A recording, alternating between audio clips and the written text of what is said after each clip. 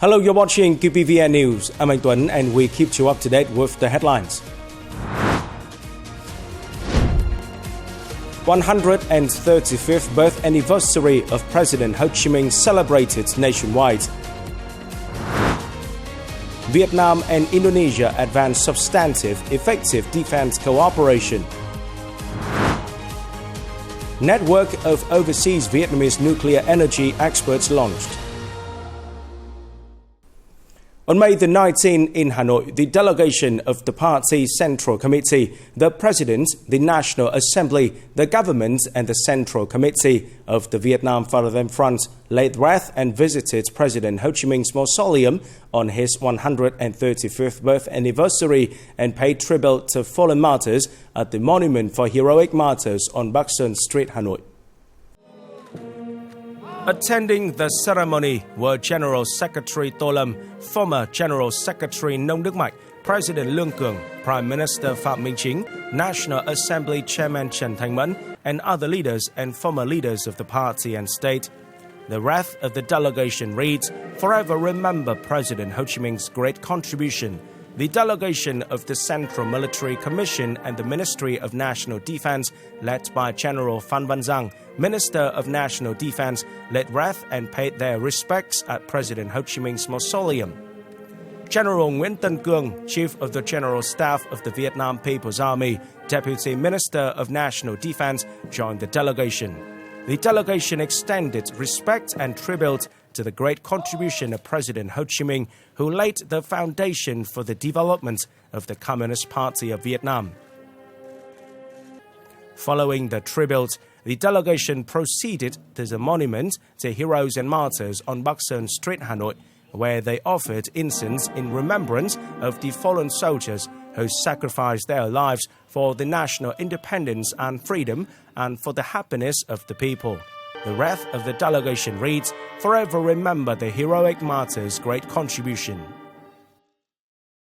On the occasion of the 135th birth anniversary of President Ho Chi Minh, many localities across the country organized meaningful and solemn activities to pay tribute and honor the nation's beloved leader. On May the 19th, Bình Dương Provincial People's Committee held a groundbreaking ceremony for the urban renovation project and construction of the Nguyễn Sinh Sắc Memorial Site. The project will become a cultural and tourist attraction that contributes to educating local traditions. Also on May the 19th, at Ho Chi Minh Square in Vinh City, Nghệ An Province, held a flag-raising ceremony and flew the national flag to celebrate the 135th birthday of President Ho Chi Minh. This is the first time the province has organized a large-scale flag-flying ceremony. After the event, the flag will continue its journey across Vietnam, aiming to spread patriotism and national pride to people nationwide. President Ho Chi Minh left the party, people and military of Vietnam a priceless spiritual legacy, a shining example of revolutionary ethics and deep devotion to the nation and the people. His lifelong aspiration was to bring freedom and happiness to all Vietnamese people. The 135th anniversary of his birth is a time for us to reflect on his life and ideals and to live more responsibly, compassionately and wholeheartedly for the country.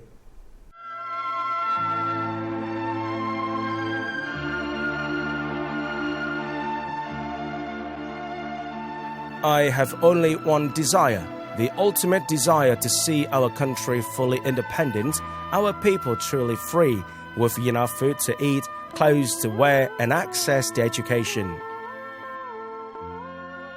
From the first days of independence, President Ho Chi Minh urged the government to focus on four essentials: food, clothing, housing, and education, believing that freedom only has meaning when people's basic needs are met.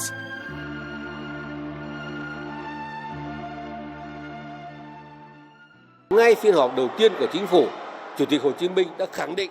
At the first government meeting, President Ho Chi Minh called for fighting three enemies: hunger, illiteracy, and foreign invaders.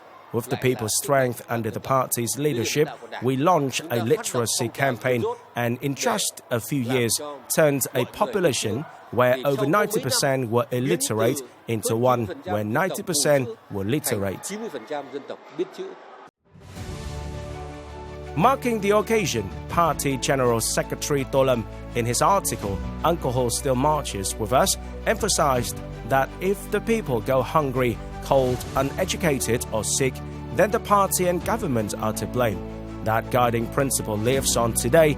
Improving the material and spiritual well-being of the people remains a top priority.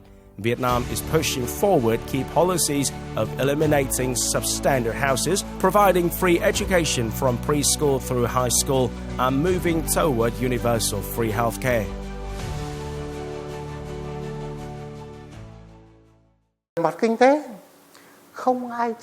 No one accepts a system where 70% of the state budget goes to the apparatus. People would be relieved just to see that change. Streamlining it and eliminating overlaps will bring the government closer to the people. As Comrade Tolam said, officials, party members must serve the people, not act like their masters. Their first duty is to care for the people. President Ho Chi Minh's values continue to light the way, a timeless source of strength for Vietnam's journey forward.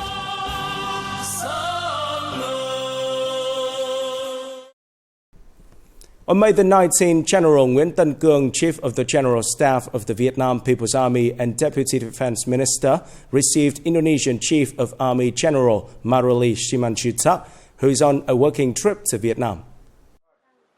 General Nguyễn Tân Cương highly appreciated the significance of this visit in the context that both countries have just upgraded their relationship to a comprehensive strategic partnership and are looking forward to celebrating the 70th anniversary of the establishment of diplomatic relations. Vietnam highly appreciates Indonesia's great achievements in economy, society, defense and security, as well as its position and role in the international and regional arena.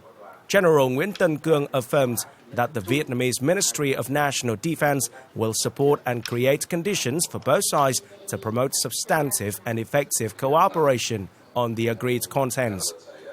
General Maruli Simanjuntak emphasized that defense cooperation will continue to be an important foundation to promote the development of the two countries' relationship, bringing more practical results to each country.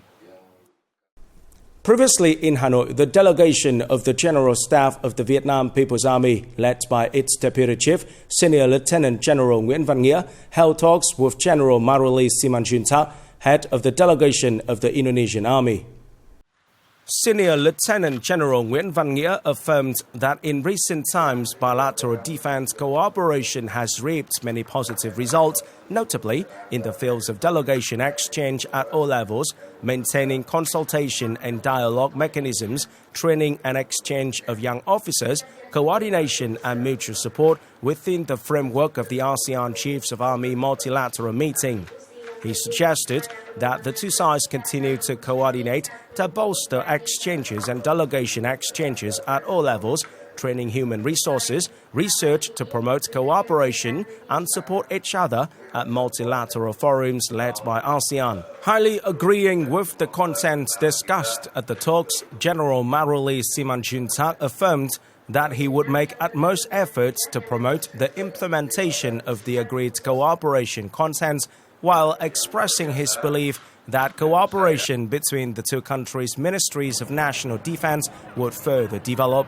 After the talks, the Indonesian Army delegation visited President Ho Chi Minh's mausoleum and offered incense at the Monument for Heroic Martyrs on Bắc Sơn Street, Hanoi. Coming up next, network of overseas Vietnamese nuclear energy experts launched. Vietnamese bookshelf launch in Thailand. On the occasion of the Vietnam Science and Technology Day, a network of overseas Vietnamese nuclear energy experts, VietNuc, was officially launched at the Vietnamese Embassy in Paris. The event marks an important step in mobilizing overseas Vietnamese expertise to contribute to the future of nuclear power in Vietnam. Speaking at the event, Vietnamese Ambassador to France Đinh Toàn Thắng emphasized that this was an initiative by Vietnamese intellectuals in France in coordination with overseas Vietnamese experts in various countries, continuing their tradition of contributing to the homeland.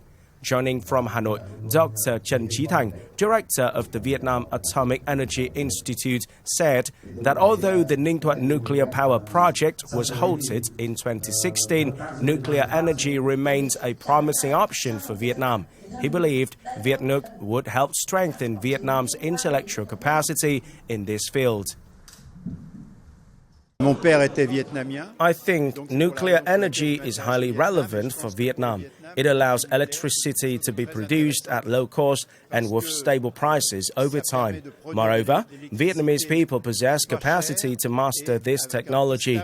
That also helps generate great added value for the country, as it will create many highly skilled jobs to operate nuclear reactors. Currently, VietNuc gathers nearly 100 experts worldwide working in key institutions related to nuclear energy.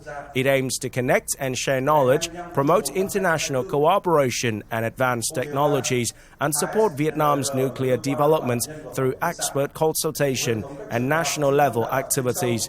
Operating on a voluntary, non-profit basis, VietNuc represents both professional commitment and the heartfelt connection of overseas Vietnamese experts with their homeland. The launching ceremony of the Vietnamese bookshelf for the community was recently held at Khánh An Primary School in Vietnam Town, Udon Thani Province, Thailand. The event was organized by the Consulate General of Vietnam in Khon Kaen, Thailand, the Vietnam Education Publishing House, and the Vietnamese Association of Udon Thani Province.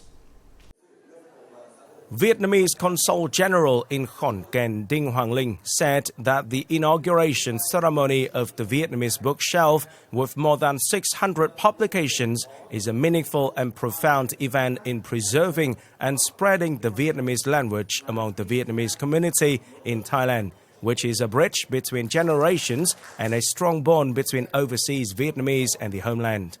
The Vietnamese Bookshelf initiative of the Vietnam Education Publishing House and the State Committee for Overseas Vietnamese Affairs is an important project in developing reading culture and improving the ability to use Vietnamese language in the overseas Vietnamese community.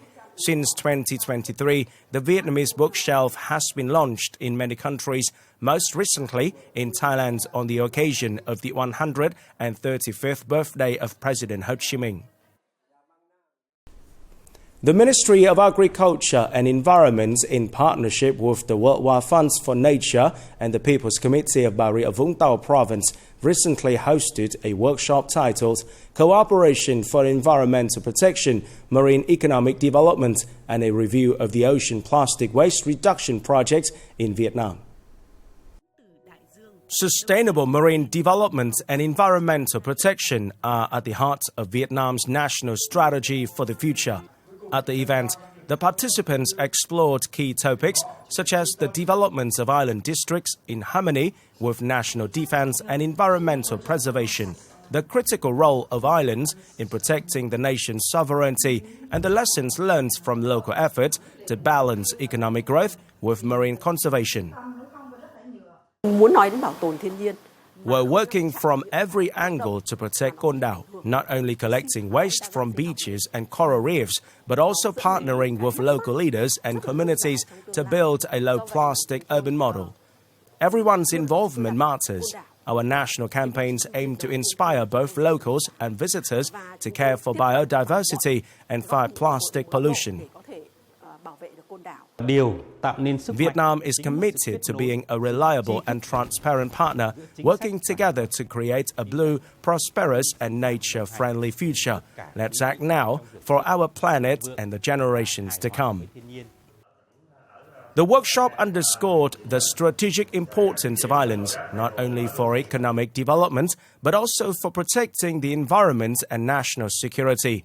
Challenges such as pollution, weak economic linkages, and climate change were discussed, along with solutions like circular economy models, ecotourism, and sustainable aquaculture. With shared commitment and innovative solutions, Vietnam's islands are well on their way to becoming leaders in green and sustainable development.